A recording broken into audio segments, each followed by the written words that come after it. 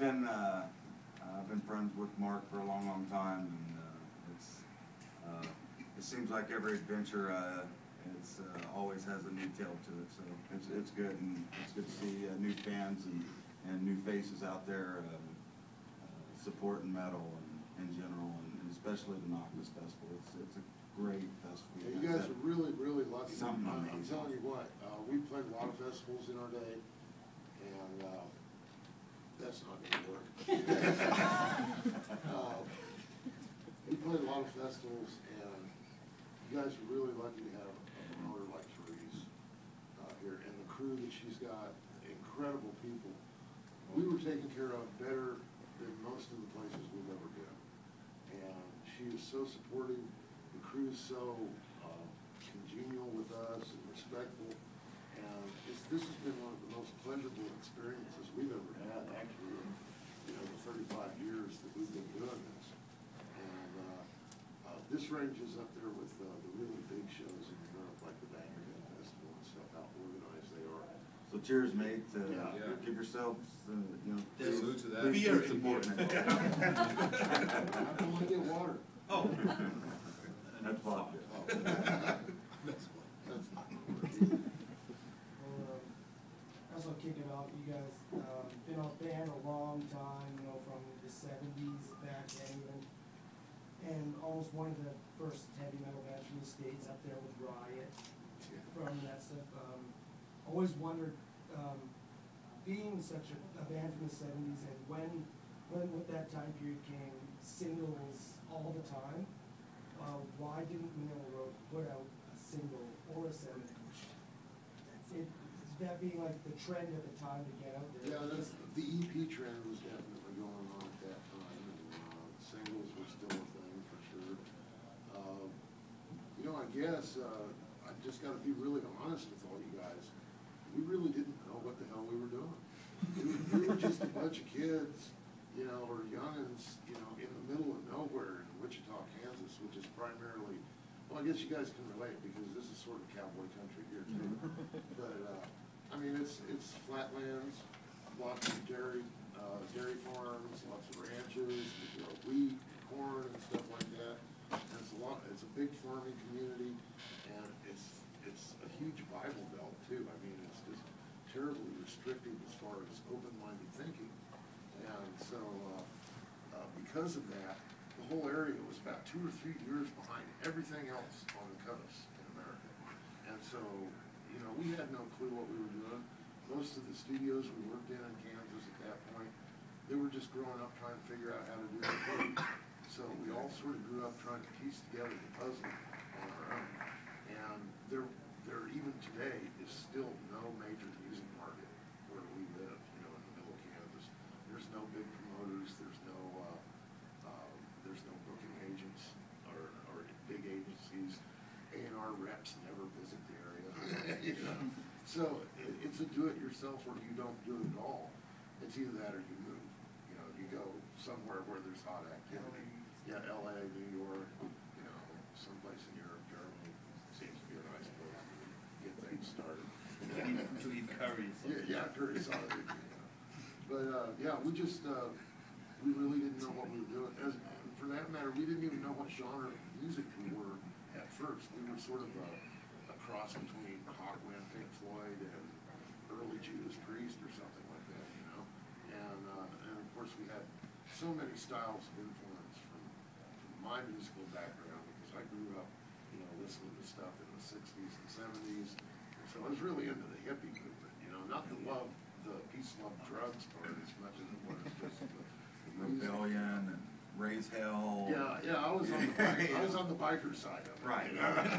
Let's kick some ass. Because to tell you the truth, in Kansas, the only thing that you can have fun doing is riding motorcycles, really. So, but anyway, we just pieced it together ourselves. It was we just didn't have the knowledge, and we had to learn from the ground up, and we had to find out how to do it from the experience of others. Seems like it worked out all right for you. Yeah, it took a long time, but yeah, it's working out okay. Well, with a German drummer, do you guys find it hard to jam, like get together and jam all the time? We jam mentally. And seriously, you know, the last time we played together, rehearsed or anything, was a show that we did in Wichita, July 6th. So last night, we just walked right on stage and played the set. And sometimes, you know, spontaneous, jams like that are great, and magic happens, and you never know what happens. I think there was little quirks in it, Yeah, we go Mike, rough start and then the plug came out of the mic during the first song, and, we just kind of overcome. The guy jumps over and knocks over Mark's stuff. We just kept going, and, things like that happen, and we have a great time, and that's what it's all about. It's just, playing what's inside you. So. We've got sort of a unique situation, because Noctis was actually a really big fan of ours from back in the day. That's good, man. Okay, that's your deal, not mine.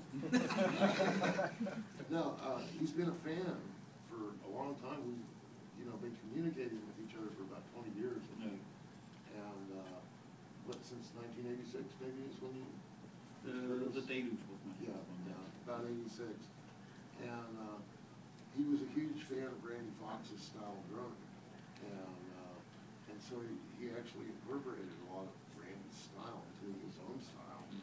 And by the time we ended up with a situation with our last drummer, Corey, where he wasn't going to be able to get out of the country, and actually not even out of the state of Kansas.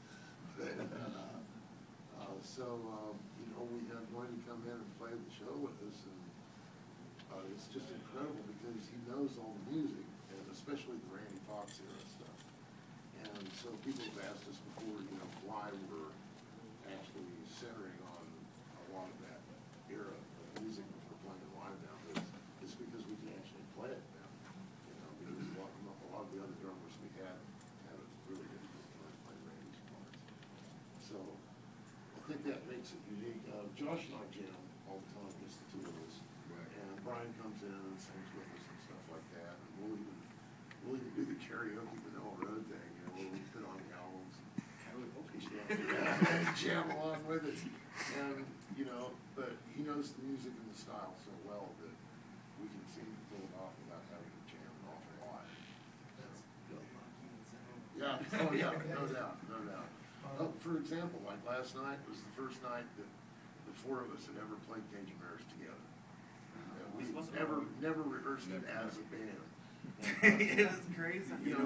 Josh and I played ready? together, but he's never played, Noctis never played it with us, and last night was our first time trying it.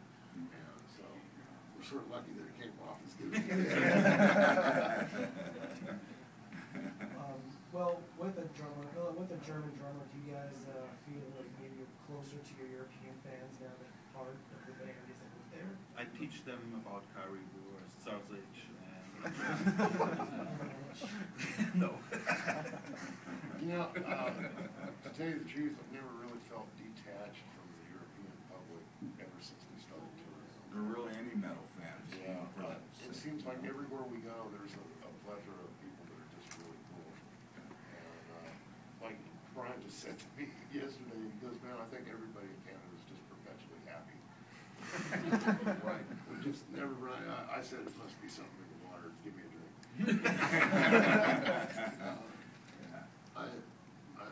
I'm just, it's cool. The metal audiences are not what the stigma is out in the public, Like in where we come from, if you walk around dressed like I'm dressed right now, you'll get all sorts of dirty looks from all sorts of grandmas and everything walking down the street.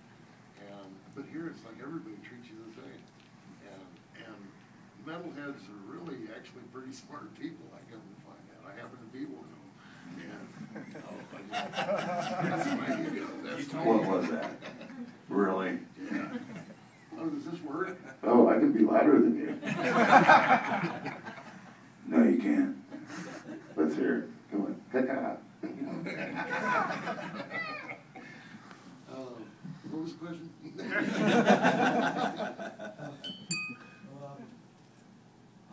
Lately, you guys have been playing huge festivals like Keep It True and things like that. When did those fests start asking you, like, please come over, please come out here? Well, the first one we did in America was Bang Your Head for about, what, 20,000 people, I think? Yeah. It was in 2000. And, yeah, that was in 2000. And that was the first time we actually met Oh, personally, yeah, face to yeah. face. It was at that show also. And, but we were way, way, way down the bill. I mean, we played like, what, noon or something like that? No, That was 2 in o'clock. 2 o'clock, Mhm. okay. And with like the Scorpions were headlining, but it was a great experience, but, it was probably after we did the first Cupid True that we did, which was Cupid True 2004. 2 in 2004. That was the surprising one because we were asked to headline it. And, from that point on, in 2004, it seemed like it just went totally uphill for us. Just kept headlining. Yeah, and to tell you the truth, we really don't care if we headline or not, because our stand on the competition thing with music is that there is no competition. I bet there's nobody in this room that has just one favorite band and that's it. There's nobody, if you've got just one band that you've only bought that band and that's it, raise your hand. Shake your hand. Don't raise your hand. And I jump fucking. You're right, Eric. But, you know, we all like a whole bunch of different bands. There's no competition, it's just a matter of personal preferences. And so, you know, I hate competitive ideas,